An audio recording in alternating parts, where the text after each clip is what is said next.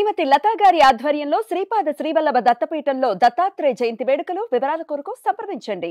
నమస్తే, welcome to Suman TV. నేను పద్మిని. ప్రస్తుతంతో పాటు ప్రముఖ ఆధ్యాత్మికవేత్త, అస్ట్రాలజర్, శ్రీ విద్య ఉపాసకురాలు, ఎనర్జీ వాస్తు స్పెషలిస్ట్ శ్రీమతి జయప్రద గారు మనతో పాటు ఉన్నారు. మాట్లాడదాం. నమస్కారం అండి. నమస్తే అమ్మా. శ్రీమాత్రే నమః.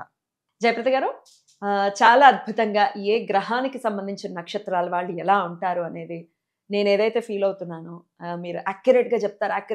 దీంట్లో ఎటువంటి అతిశయక్తి లేదు. జనాల నుంచి కూడా అదే రియాక్షన్ ఉంది. చంద్రపాలిత నక్షత్రాలకు సంబంధించిన వీడియోలో కమెంట్స్ చూసుకుంటే 100% ఎగ్జాక్ట్లీ ఇదే అని చెప్పి రియాక్ట్ అవుతూ ఉన్నారు. నాకు మీ ఫస్ట్ ప్రేక్షకురాలు నేనే. అండ్ నేను మీరు చెప్తూ ఉంటే దానికి సంబంధించిన వ్యక్తులు నాకు గుర్తు రావటం, ఇంత యాక్యురేట్గా ఎట్లా చెప్తారు అని ఫీల్ అవటం. నేను ఎలా ఫీల్ అవుతున్నాను, ప్రేక్షకులు కూడా అదే. మీ రీసెర్చ్ కనపడుతుంది, మీ కష్టం కనపడుతుంది. చాలా బ్యూటిఫుల్గా అనాలిసిస్ని చెప్తూ ఉన్నారు. చెప్పటం మాత్రమే కాదు, జీవితంలో ఈ నక్షత్రాల వాళ్ళు ఏమేమి మార్పులు చేసుకోవాలి, తద్వారా వచ్చేటటువంటి మార్పులు కూడా చాలా చక్కగా మీరు చెప్తూ ఉన్నారు. అందుకు కృతజ్ఞతలు. మా శ్రీమాత్రే నమః. నాదేం లేదమ్మా, అమ్మవారి అనుగ్రహం. ఖచ్చితంగా. ఎందుకంటే మనం పుట్టిందే మానవ జన్మ, అది రావడమే మహా ఉన్నతమైన జన్మ. దీంట్లోనే మన పాపకర్మలను నివృత్తి చేసుకునే అవకాశం ఉన్నది. అందుకని మ్యాక్సిమం నేనేం చేస్తానంటే ఆస్ట్రాలజీలోకి వెళ్ళి ఎవరికి ఈ ప్రాబ్లం ఉంది భయపడకుండా వాళ్ళు ఏం చేసుకుంటే బయటపడతారు అనేది నాకు ఎక్కువ ఇంట్రెస్ట్ మొదటి నుంచి. దాని మీద రీసెర్చ్ వల్ల ఇవాళ మీరు అన్నట్టు ఇవన్నీ వస్తున్నాయి. రీసెర్చ్ని చాలా చక్కగా అంతలా ఎలా గుర్తుపెట్టుకుంటున్నారండి? అది గుర్తుండట్లేదమ్మా. అది ఇంట్రెస్ట్. అంటే నాకున్న నమ్మకం ఏంటంటే మనిషిని సమస్య నుంచి బయటపడేయాలి అనే ఒక థాట్ ఉంది కదా, ఆ థాట్ అలా గుర్తుంటుంది అంతే. వీళ్ళు ఈ నక్షత్రం వాళ్ళు, వీళ్ళు జాగ్రత్తగా ఉండాల్సింది ఈ సంవత్సరం, వీళ్ళు ఎప్పుడైనా వీళ్ళు ఈ విషయాల్లో జాగ్రత్తగా ఉంటే చాలు, వీళ్ళు అదృష్టం బాగుపడతారు అనే నమ్మకం ఉంటుంది. అందుకని మీ ప్యాషన్ కనపడుతోంది, అస్ట్రాలజీ మీద మీకున్న ఇష్టం కనబడుతోంది. రైట్. ఇవాళ రాహుకి సంబంధించినటువంటి నక్షత్రాలు 3 నక్షత్రాలు, ఈ నక్షత్రాలు వాళ్ళు ఎలా ఉంటారు అనేది ఖచ్చితంగా తెలుసుకోవాలనుకుంటున్నాను. అటు ఆరుద్ర, స్వాతి, శతభిషం ఈ 3 నక్షత్రాల వాళ్ళు వాళ్ళ జీవితాల్లో ఖచ్చితంగా ఈ మార్పులు చేసుకుంటే ఎట్లాంటి ఉపయోగం ఉంటుంది, ఏ దేవతారాధన చెయ్యాలి, అసలు వీళ్ళు ఎలా ఉంటారు, ఇవన్నీ ఒకసారి మీ ద్వారా. తప్పకుండా చెప్తాను. ఎందుకంటే నాకు చాలా ఇష్టం ఈ నక్షత్రాలు. అవునా? రాహు నక్షత్రం అని చెప్పి మనం అందరూ భయపడతాం, కానీ యాక్చువల్లీ వీళ్ళతో ఉండే అనుబంధం కానీ కోఆర్డినేషన్ కానీ చాలా బాగుంటుంది. అయితే ఏంటంటే వీళ్ళని అర్థం చేసుకోవడం చాలా కష్టం. వీళ్ళతో కొన్ని ట్రావెల్ చేస్తే కానీ అర్థం అవుతుంది వీళ్ళ గురించి. మామూలుగా చూసినప్పుడు చాలా ఎక్సైట్మెంట్ కనిపిస్తుంది, చాలా తెలివైన వాళ్ళు, చాలా బాగా మాట్లాడుతున్నారు అనుకుంటారు. తర్వాత అమ్మో వీళ్ళు చాలా డేంజరు, వీళ్ళతో మనం గడపలేము, వీళ్ళతో ఉండలేము అని అనుకుంటాం. వీళ్ళది ఏది ఉన్నా సరే ఏ విషయమైనా సరే క్లారిటీగా చెప్పడం అలవాటు వీళ్ళకి, చెప్పేస్తుంటారు. అది ఎవరైనా సరే కానీ, అది చిన్నపిల్లలు పెద్దవాళ్ళని ఆలోచించరు, మాట్లాడుతుంటారు. ఈ మాట్లాడడం వల్ల ఎదుటి వాళ్ళకి కొంతమంది ఏంటంటే వీళ్ళ అర్థం చేసుకోవడానికి చాలా టైం పట్టేస్తుంది. ఈ అర్థం చేసుకునే విషయంలో చాలా మంది మిస్అండర్స్టాండ్ చేసుకుంటారు, కొంతమంది పాజిటివ్గా తీసుకుంటారు, కొంతమంది ఎక్కువ డబ్బాలు కొడుతున్నారు వీళ్ళు అంటారు కదా, ఆదా జాతరగా పాపం వీళ్ళే ఉంటారు. అంటే వీళ్ళు చెప్పేది నిజాలైనా అవతల వాళ్ళకి అది డబ్బాలాగే కనిపిస్తుంది. వీళ్ళు కావాలని గొప్ప చెప్తారు. ఇప్పుడు మనం ఆరుద్ర నక్షత్రం తీసుకుంటే, మొదటి ఆరుద్ర నక్షత్రం మిథున రాశిలో ఉంటుంది. సో మిథున రాశిలో జనరల్గా ఏంటి, ఆరుద్ర నక్షత్రం అనేది రాహు నక్షత్రము, రాశాధిపతి బుధుడు. ఇక్కడ వీళ్ళ ఆలోచన విధానం ఎలా ఉంటుంది, ఇక్కడ రాహు బుధుడు ఇద్దరు ఎలా ఉంటారు, ఇద్దరు కూడా వాయుతత్వ గ్రహాలే. ఎందుకంటే వ్యాపించినట్టు వాళ్ళ ఆలోచనలు, మాటలు అంత స్పీడ్గా వెళ్తుంటారు, చాలా ఫాస్ట్గా. డెసిషన్స్ కూడా చాలా ఫాస్ట్ ఉంటాయి. అయితే ఇందులో 2 రకాలు ఉన్నాయి. ఆరుద్ర నక్షత్రం వాళ్ళకి భక్తి ఉంటే విపరీతమైన భక్తులుగా, చాలా మంచి వాళ్ళుగా, అందరికీ సాయం చేసే దానిలో ఉంటారు. తంత్ర విద్య తెలిసిన వాళ్ళు తాంత్రికులుగా ఉంటారు. ఇందులో ఎక్స్ట్రీమ్స్ అయితే ఎక్స్ట్రీమ్ తాంత్రిక విద్యల్లో వాళ్ళు ఆరితేరిన వాళ్ళు అయి ఉంటారు. ఏదైనా చెప్పారు ఆ పని అయిపోతుంది. వాళ్ళు ఏదైనా గీసారు గీత, ఇగో ఇది నువ్వు ఇలా రాసుకుని వెళ్ళు నీకు పని అవుతుందంటే అయిపోతుంది. ముఖ్యంగా మనం చెప్పండి, ఎఫర్మేషన్స్ చెప్పే వాళ్ళలో వీళ్ళు ఉంటారు. వీళ్ళు ఏం చెప్తే అది సక్సెస్ అవుతుంది. అదేంటి వాళ్ళు చెప్పింది వెంటనే అయిపోయింది, మాకు చెప్తే అవ్వట్లేదు ఏంటి అంటారు. అది ఆలోచన విధానం కూడా ఏంటంటే ఇక్కడ వీళ్ళకి రాహు ఇంటరాక్ట్ అయ్యింది, 2 బుధుడు ఇంటరాక్ట్. ఈ 2 కాంబినేషన్స్ వల్ల ఎఫర్మేషన్స్ ఎన్ని చెప్పినా సరే అవుతాయి. కొంతమంది అసలు ఎవరిని ఫాలో అవ్వరు, భగవంతుడే లేడు, భక్తి లేదు, దేవుడు లేడు అని చెప్పే వాళ్ళకి ఉంటారు. ఈ ఆరుద్ర నక్షత్రం వాళ్ళే మళ్ళీ. సో వీళ్ళు సేవాతత్వంలో ఉంటారు, మానవ సేవలు ఎక్కువ చేస్తుంటారు, అంటే సర్వీస్ మోడ్లో ఉంటారు. నువ్వు ఎవరికైనా సాయం చేయవయ్యా, ఆ పుణ్యం నేను కాపాడుతుంది, మనం ఎందుకు దేవుడికి వెళ్ళి ముక్కితే దేవుడికి పాలు పోసి ఏమొస్తుంది అని చెప్పి అనే పదాలు వాడే వాళ్ళకు వీళ్ళే. సో అంటే ఇంత ఎక్స్ట్రీమ్ ఉంటారంటే కంపల్సరీగా ఉంటారు. లగ్నాలు డిఫరెంట్గా ఉంటాయి కదా, కానీ ఎందుకంటే వీళ్ళు ఇంత సెన్సిటివ్గా ఎందుకు ఉంటారంటే ద్వితీయ స్థానం వీళ్ళకి కర్కాటకం అయింది.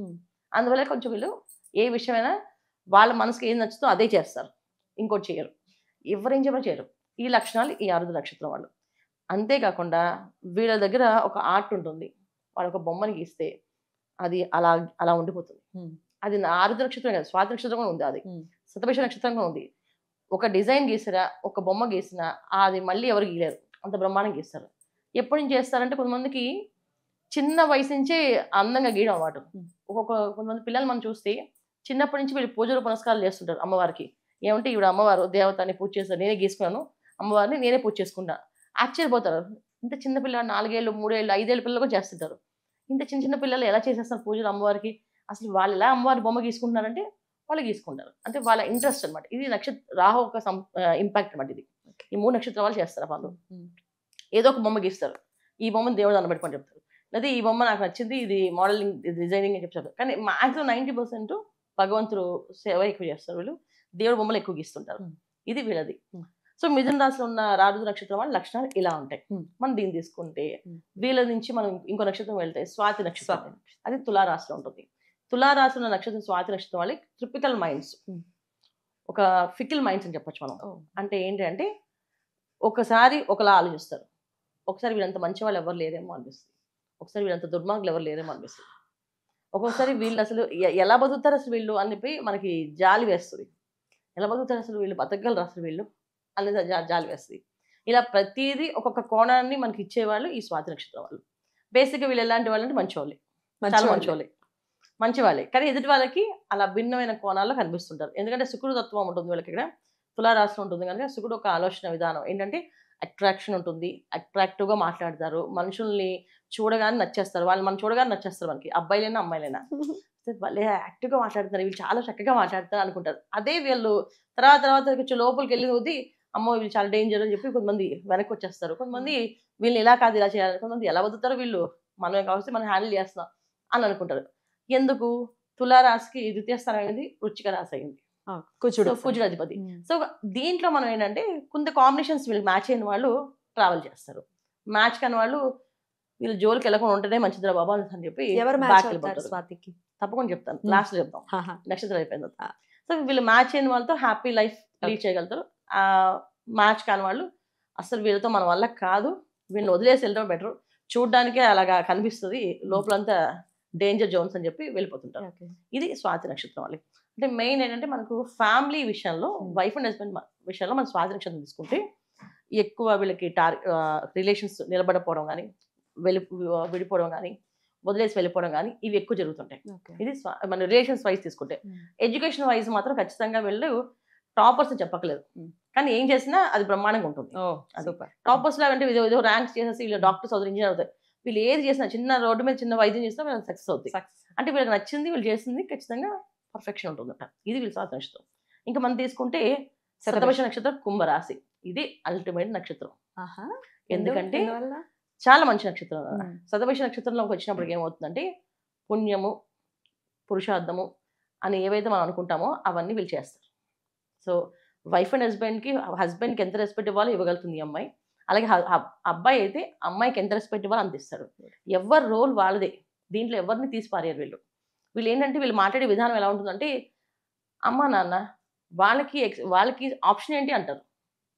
మేము ఆప్షన్స్ పెళ్ళైనప్పుడు కావాలంటే మీకు ఒక ఆప్షను మెమ్మ నాన్నతో మీరు ఉండొచ్చు, లేకపోతే అదేంటి అలాంటి ఆప్షన్స్ ఇష్టం ఉండదు. ఆప్షన్ ఏంటి? అన్నదమ్ములతో ఆప్షన్ ఏంటి? అక్క చెల్లెలతో ఆప్షన్ ఏంటి? వాళ్ళంతా మా రిలేషన్ అంతే, ఇలాగ ఎప్పుడు లైఫ్లో ఉంటాం కలిసి, ఇంతే. ఇది దీన్ని మార్చడం కానీ దీన్ని విడగొట్టడం కానీ దీని ఆప్షన్స్ కానీ అడిగితే మాత్రం వాళ్ళని తీసి పడేస్తారు, అంత తెలివైన వాళ్ళు. ఎడ్యుకేషన్ వైజ్ చాలా బాగుంటుంది కుంభరాశిలో వాళ్ళు. అయితే చదువుతారు అంటే ఖచ్చితంగా చదువుతారు, కానీ కొంతమంది ఏంటంటే ఇక్కడ వీళ్ళకి ద్వితీయ స్థానం ఏంటంటే మీనం అయింది. కొంతమంది బాగా చదువుతారు, కొంతమంది బాగా చదవరు. ఎడ్యుకేషన్ వైజ్ తీసుకుంటే చాలా తెలివైన వాళ్ళే, చాలా ఎడ్యుకేటెడే. అంటే మనం అనుకుంటే ఇప్పుడు మామూలుగా మనకి తెలిసిన ఎడ్యుకేషన్ ఎలాంటిదంటే ఒక టార్గెట్, ఒక ఐఏఎస్ ఆఫీసరో, ఒక ఇంజనీరో, ఒక డాక్టరో అయితేనే వాళ్ళు ఎడ్యుకేటెడ్. అలా కాదు, వీళ్ళు మనసును చదవగలరు, మనుషులను చదవగలరు, ఏంటి జీవితాన్ని చదవగలరు, లైఫ్ని ఎలా లీడ్ చేసుకో తెలిసిన వాళ్ళు, ఏ విషయం అయినా సరే మాకు అనుకూలంగా మార్చుకోగలరు శక్తి ఉన్న వాళ్ళు. ఇప్పుడు చిన్న కుటుంబం అనుకోండి, తక్కువ శాలరీ అనుకోండి, మెయింటైన్ చేస్తుంది అమ్మాయి. ఇది మా ఆయన సరిపోదు నేను ఎలా మెయింటైన్ చేస్తాను కూడా అనుకోదు, ఖచ్చితంగా మెయింటైన్ చేసి చూపిస్తుంది లైఫ్ని.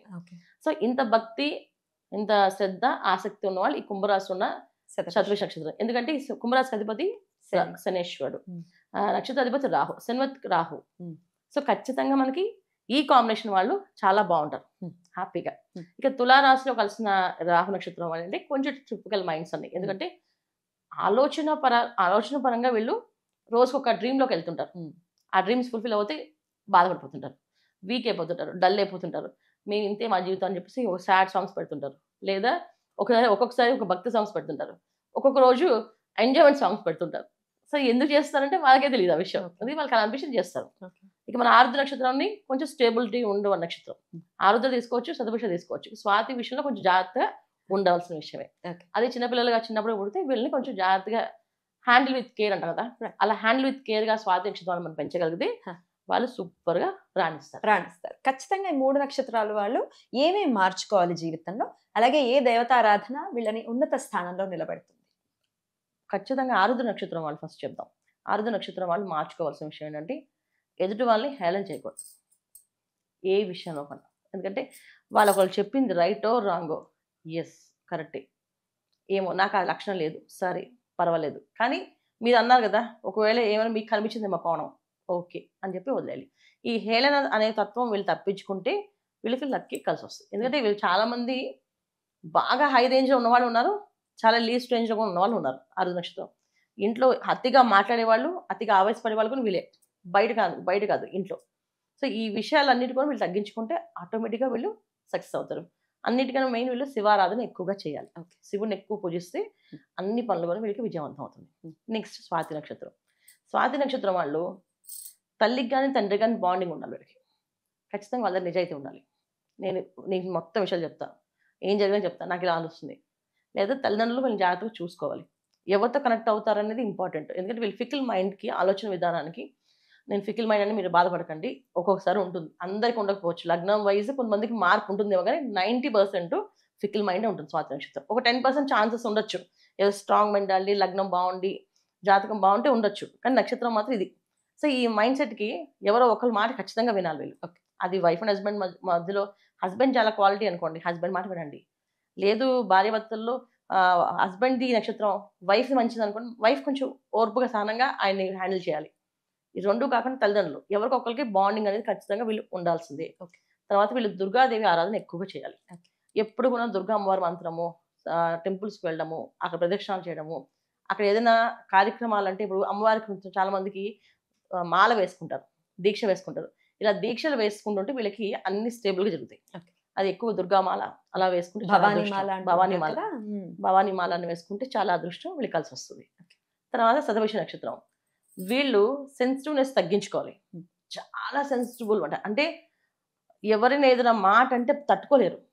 అసలు ఆ తట్టుకోకుండా ఉండాలని మీరు ఎక్కువ ఆలోచించి అన్ని పనులు చేస్తుంటారు. మొత్తం వీళ్ళని ఎత్తున వేసేసుకోవాలి. అంటే ఈ పని నీ వల్ల కాలేదా, నువ్వు చేయలేకపోయావా అంటే నచ్చదు అంటారు వీళ్ళకి. అందుకే మొత్తం మేము చేసేస్తాను. ఆ సెన్సిటివ్నెస్ తగ్గించుకోవడం. తర్వాత రెండోది ఏంటంటే మనం చేసే పనిలో ఎంతవరకు న్యాయం చేస్తున్నాం. అంటే ఇప్పుడు మన వాళ్ళు అందరికీ అదే సర్వీస్ ఇస్తే ఒక్కొక్కసారి మన కడుపు పుట్టిన పిల్లలు కానీ మన తోటి వాళ్ళు కానీ ఎవరో కొంచెం డిస్టర్బ్ అవుతుంది వాళ్ళకు కూడా.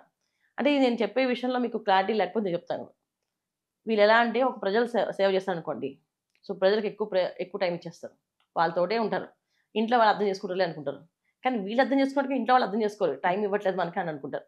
ఒక అమ్మాయి ఒక సాఫ్ట్వేర్ కంపెనీలో జాబ్ చేస్తే ఆ కంపెనీకి మొత్తం కంప్లీట్గా అదేదో కంపెనీ తనే మోస్తుందేమో అని చెప్పి ఇన్ అండ్ అవుట్స్ అన్ని రాస్తుంటుంది ఎవ్రీ టైం. ఇంట్లో వాళ్ళకి టైం తక్కువ ఇస్తుంది. ఏమంటే ఇంట్లో శాలరీ మొత్తం ఇచ్చేస్తున్నా, ఇంట్లో ఫస్ట్ ప్రయారిటీ వాళ్ళ కోసం కష్టపడుతున్నాను అని అనుకుంటారు వీళ్ళు. కానీ ఇంట్లో వాళ్ళు అలా చూడరు కదా, మనతో టైం స్పెండ్ చేయట్లేదు, మనతో మాట్లాడలేదని. ఇలాంటి విషయాల్లో బ్యాలెన్సింగ్ కంపల్సరీ చేయాలి, ఖచ్చితంగా చేసుకోవాలి. వీళ్ళు ఆరాధించవలసిందే దైవం ఎప్పుడు కూడా ఆంజనేయ స్వామి. ఎవ్రీ టైం అంటే repeat, no problem. Hanuman Chalisa ఎక్కువ చదువుతూ ఉంటే ఎడ్యుకేషన్ వైజ్గా తర్వాత వీళ్ళు బ్యాలెన్సింగ్ చేయడం ఎలాగా అనేది కొంచెం తెలుస్తుంది. అంతే. అద్భుతం అండి, చాలా బ్యూటిఫుల్గా ఎక్స్ప్లెయిన్ చేశారు. మీరు చెప్తుంటే కామ్గా వినటమే. ఎందుకు తెలుసా, అంత క్లారిటీగా చెప్పాలా? ఎందుకంటే తెలిసిన వాళ్ళు ఉంటారు, మన వాళ్ళు ఉంటారు, మన ఇంట్లో సభ్యులు ఉంటారు. నిజమే కదా, ఈ పాయింట్ మ్యాచ్ అవుతుంది కదా అనిపిస్తుంది మీకు కూడా కదా. అయితే కమెంట్ సెక్షన్లో ఖచ్చితంగా రాయండి, ఇంకాస్త ప్రోత్సాహం ఉంటుంది, ఇంకాస్త చెప్పడానికి అవును రెస్పాండ్ అవుతున్నారు, మ్యాచ్ అవుతున్నాయన్న అంశాలు మీరు కూడా రెస్పాండ్ అవుతుంటే చాలా బాగుంటుంది. అద్భుతం అండి, చాలా బ్యూటిఫుల్ గా ఎక్స్ప్లెయిన్ చేశారు. ఇక నెక్స్ట్ వీడియోలో గురుపాలిత నక్షత్రాల గురించి మీరు చెప్తే వింటాం. తప్పకుండా. థ్యాంక్ యూ అండి, నమస్తే. నమస్తే, శ్రీమాత్రే నమస్తే.